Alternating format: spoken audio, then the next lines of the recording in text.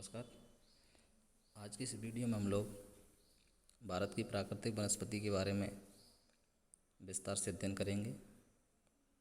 प्राकृतिक वनस्पति भौगोलिक दशाओं में स्वतः विकसित होने वाला पादप समुदाय होता है, जिसमें पेड़ पौधे, झाड़ियों एवं घास को सम्मिलित किया जाता है।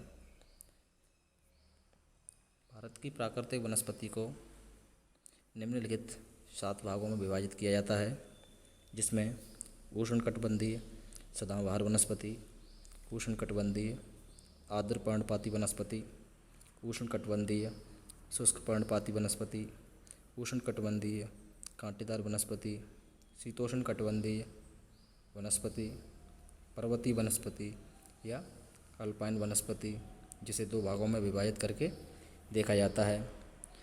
प्रायद्वीपीय भारत की पर्वतीय वनस्पति एवं हिमालयी क्षेत्र की वनस्पति और आखिर में ज्वारीय वनस्पति।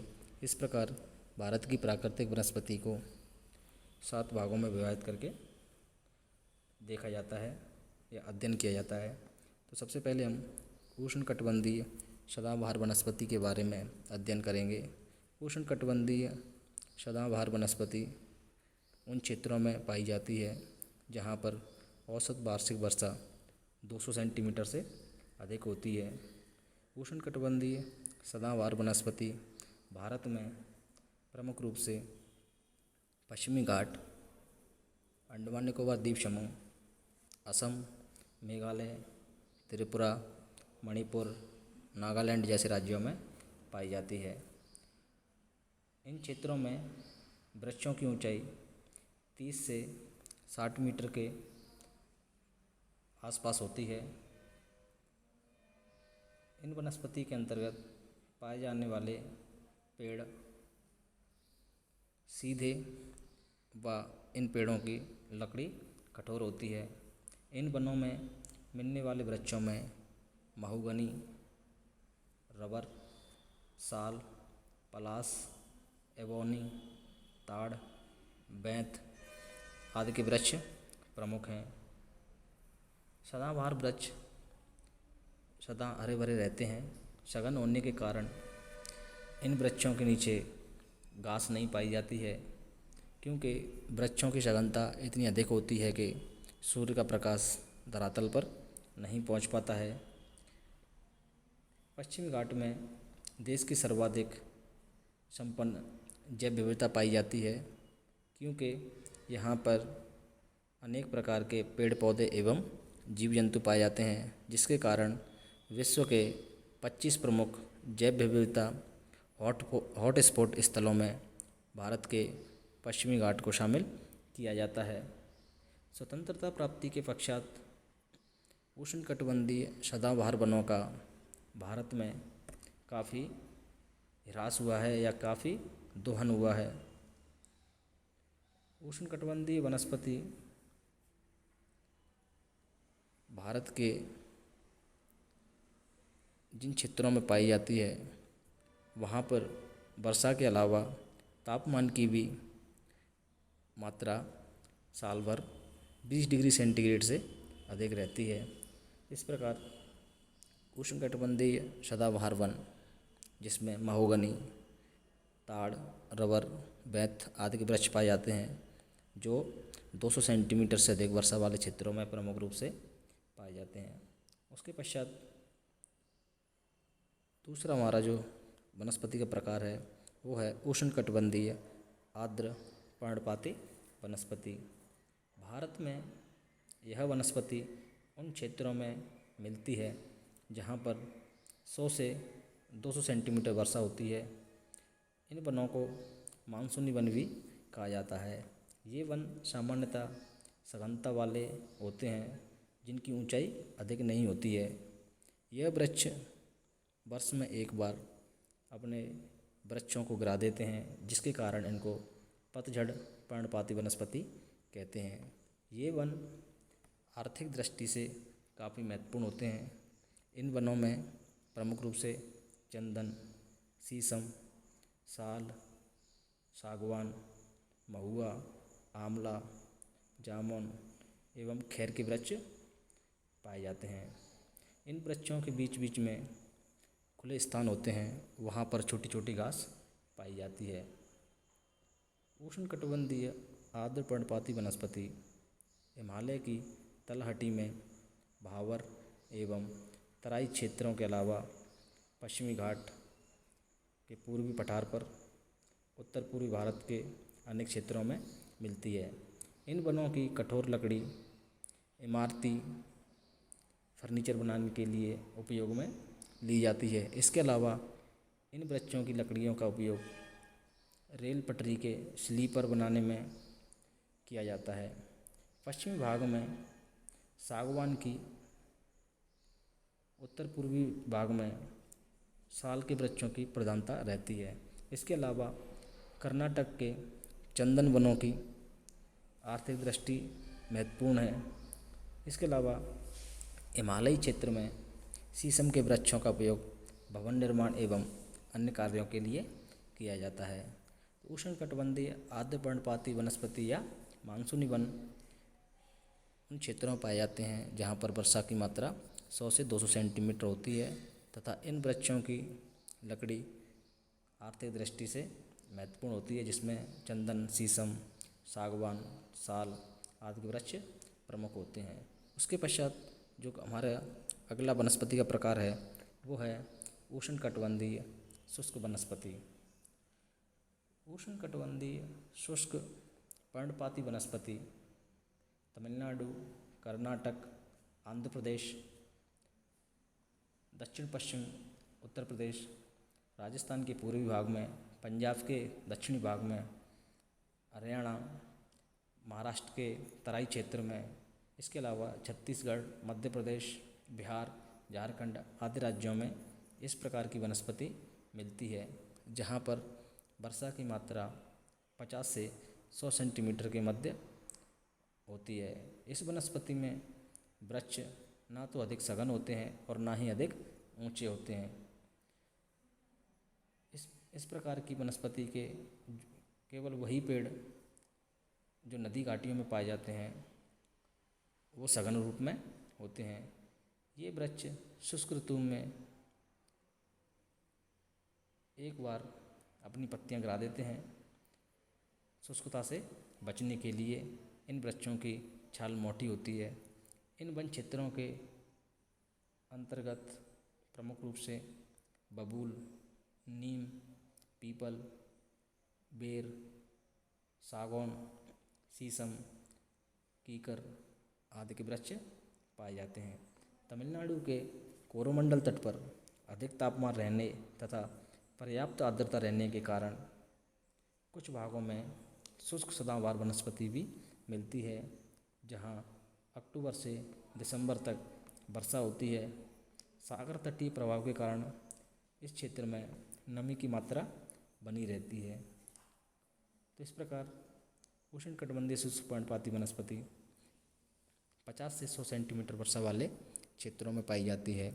प्राकृतिक वनस्पति के निर्धारण में या ये कहें कि वृद्धि और विकास में तापमान एवं वर्षा की प्रमुख भूमिका होती है।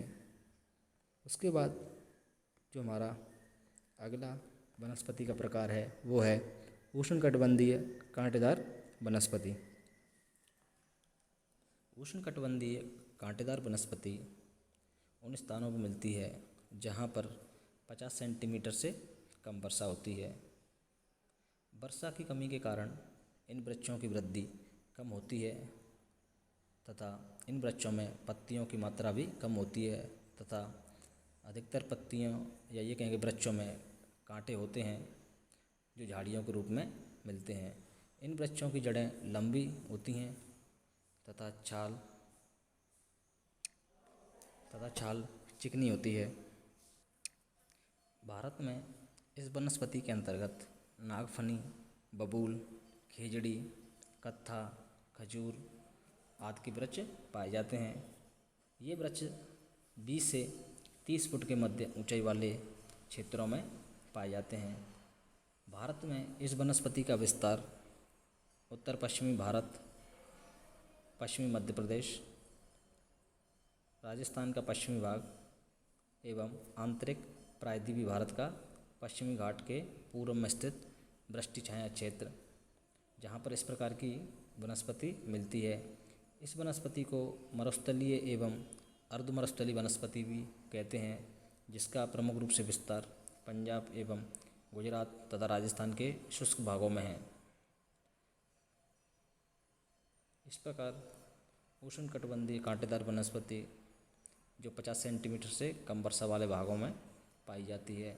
इस वनस्पति के अंतर्गत जो पेड़ पौधे पाए जाते हैं, इनकी जड़ें गहरी एवं पत्तियां कम तथा कांटेदार होती हैं, क्योंकि बाष्पोत्सर्जन की क्रिया द्वारा जल की हानि कम हो, क्योंकि ये वनस्पति उन क्षेत्रों में पाई जाती है जहाँ पर वर्षा की मात्रा कम होती है। इसके अलावा जो हमारा अगला वनस्पति का प्रकार है वो है शीतोष्ण कटिबंधीय वनस्पति। शीतोष्ण कटिबंधीय वनस्पति भारत में नीलगिरी, अन्नामलाई, पालनी, शेवरॉय आदि की पहाड़ियों में मिलती है, जो दक्षिण भारत में स्थित है।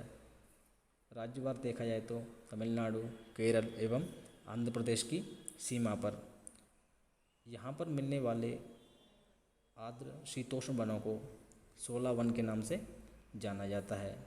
इन वनों में मिलने वाले वृक्षों में प्रमुख रूप से चीड़, देवदार, blue pine, Elbe, spruce, eucalyptus, cinchona, Magnolia, चीड़ आदि के वृक्ष शीतोष्ण कटिबंधीय वनस्पति में मिलते हैं। इसके अलावा शीतोष्ण कटिबंधीय वनस्पति हिमालय पर्वतीय क्षेत्र में 1800 से 3000 मीटर की ऊंचाई वाले क्षेत्रों में भी मिलती है। इस प्रकार शीतोष्ण कटिबंधीय वनस्पति भारत के 2 क्षेत्रों में पाई जाती है। हिमालयी क्षेत्र में 1800 से 3000 मीटर की ऊंचाई पर, एवं इसके अलावा केरल, तमिलनाडु एवं आंध्र प्रदेश के मध्य अवस्थित नीलगिरी, अन्नामलाई, पालनी, शेवरॉय आदि की पहाड़ियों पर भी इस प्रकार की वनस्पति पाई जाती है, जिनको दक्षिण भारत की इन पहाड़ी क्षेत्रों में 16 वन के नाम से जाना जाता है तथा इन वृक्षों में चीड़, देवदार, स्प्रूस, एल्ब आदि के वृक्ष प्रमुख हैं। इसके बाद जो हमारा अगला वनस्पति का प्रकार है वो है पर्वतीय वनस्पति या अल्पाइन वनस्पति।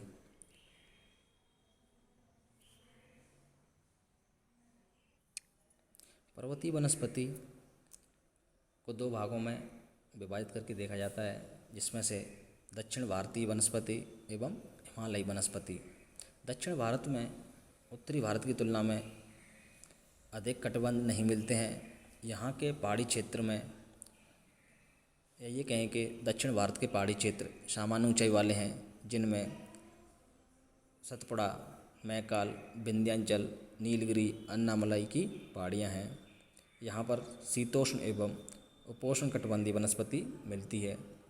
दक्षिण भारत में 1070 से 1500 मीटर की ऊंचाई वाले भागों पर आर्द्र पर्वतीय वन मिलते हैं। इनमें नीलगिरी एवं पालनी की पहाड़ियाँ प्रमुख है। सघनता की दृष्टि से ये वन वास्तव में उष्णकटिबंधीय सदाबहार वनों से भिन्न हैं। इसके अलावा सतपुड़ा, मैकाल, माउंट आबू तथा पश्चिमी घाट के शिखरों पर इस प्रकार की वनस्पति के उपवर्ग मिलते हैं। अरावली एवं नीलगिरी पहाड़ियों में उपोष्ण सवाना वनस्पति मिलती है। इसके अलावा आर्द्र शीतोष्ण वनस्पति अन्नामलाई, पालनी एवं नीलगिरी की पहाड़ियों पर 1500 मीटर की ऊंचाई वाले स्थानों पर मिलती है, जहां 150 सेंटीमीटर से अधिक वर्षा होती है। प्रायद्वीपीय भारत की पर्वतीय वनस्पति का विगत 100 वर्ष के अंतर्गत तीव्र गति के साथ दोहन हुआ है। फलस्वरूप अत्यधिक दोहन के कारण यहाँ पर पारिस्थितिकी तंत्र का ह्रास हुआ है। तो इस प्रकार दक्षिणी पर्वतीय वनस्पति के अंतर्गत नीलगिरी, अन्नामलाई, मैकाल, सतपुड़ा, विंध्याचल की पहाड़ियाँ प्रमुख हैं, जहाँ पर उपोष्ण सवाना वनस्पति एवं आर्द्र शीतोष्ण वनस्पति प्रकार के वन पाए जाते हैं। उसके बाद अल्पाइन वनस्पति के अंतर्गत दूसरा हमारा भाग है वो है हिमालयी वनस्पति। हिमालयी वनस्पति को भी दो भागों में विभाजित करके देखा जाता है, पूर्वी हिमालय एवं पश्चिमी हिमालय। पूर्वी हिमालय का विस्तार 88 डिग्री पूर्वी देशांतर के पूर्व में स्थित है। यहाँ की वनस्पति को आर्द्र पर्वतीय वनस्पति भी कहते हैं, क्योंकि भारत के उत्तर पूर्वी राज्यों में, या ये कहें कि उत्तर पूर्वी राज्यों में जो हिमालय का विस्तार है वहाँ पर पश्चिमी हिमालय की तुलना में अधिक वर्षा होती है। इस भाग में 200 से 250 सेंटीमीटर के मध्य औसत वर्षा होती है, जो पश्चिमी हिमालय की तुलना में अधिक है। इसके अंतर्गत पूर्वांचल की पहाड़ियों तथा पश्चिम बंगाल, बिहार, सिक्किम के हिमालयी क्षेत्र सम्मिलित हैं। इस भाग में 1000 से 2000 मीटर की ऊंचाई के मध्य आर्द्र शीतोष्ण वन मिलते हैं। ये वन काफ़ी सघन एवं हरी पत्तियों वाले होते हैं, जिनमें ओक, चेस्टनट, एस, बीच आदि के वृक्ष प्रमुख होते हैं। इसके अलावा निचले भागों में साल प्रकार के वन पाए जाते हैं। इन सभी वनों में लताएं एवं छोटे छोटे पादप लगभग सभी जगह पाए जाते हैं। इसके अलावा 1500 से 1800 मीटर की ऊंचाई पर उपोष्णकटिबंधीय चीड़ के वन मिलते हैं, जो आर्थिक दृष्टि से काफ़ी महत्वपूर्ण होते हैं। इसके अलावा 2400 मीटर की ऊंचाई पर oak, maple, chestnut, birch, magnolia आदि के वृक्ष पाए जाते हैं तथा 3500 से 4800 मीटर की ऊंचाई के मध्य अल्पाइन घास के मैदान मिलते हैं, जहाँ पर वृक्ष मुख्य रूप से बौने होते हैं। इस 4500 मीटर से हिम आवरण मिलता है, अर्थात 4500 या 4800 मीटर की ऊंचाई से ऊपर हिमरेखा पाई जाती है, जहाँ पर साल भर बर्फ़ जमी रहती है। तो इस प्रकार पूर्वी हिमालयी क्षेत्र में ऊंचाई के अनुसार वनस्पति के प्रकार में अंतर आता जाता है। जैसे 1500 से 1700 मीटर की ऊंचाई पर उपोष्णकटिबंधीय चीड़ वन, 1700 से 2500 मीटर की ऊंचाई पर देवदार वनस्पति पाई जाती है, 2400 मीटर की ऊंचाई पर ओक, चेस्टनट आदि के वृक्ष पाए जाते हैं। इसके अलावा 3600 से 4800 मीटर की ऊंचाई के मध्य अल्पाइन घास के क्षेत्र पाए जाते हैं। अल्पाइन घास के मैदानों के ऊपर साल भर हिम आवरण रहता है।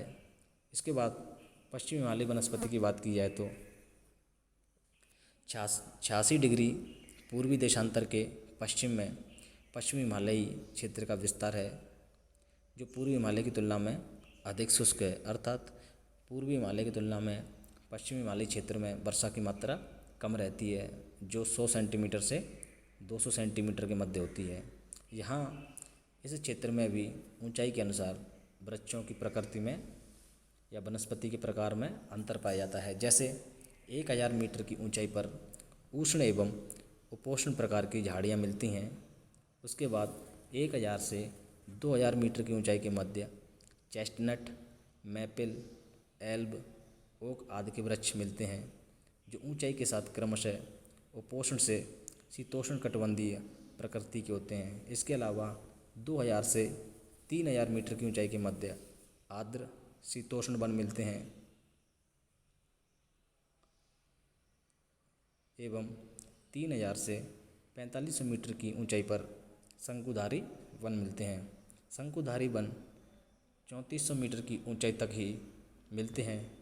इससे ऊपर अल्पाइन वन मिलते हैं, जिनमें सिल्वर, फर, जूनिफर, चीड़, बर्च, रोडोडेंड्रन आदि के वृक्ष पाए जाते हैं, जो काफ़ी सघन मात्रा में होते हैं।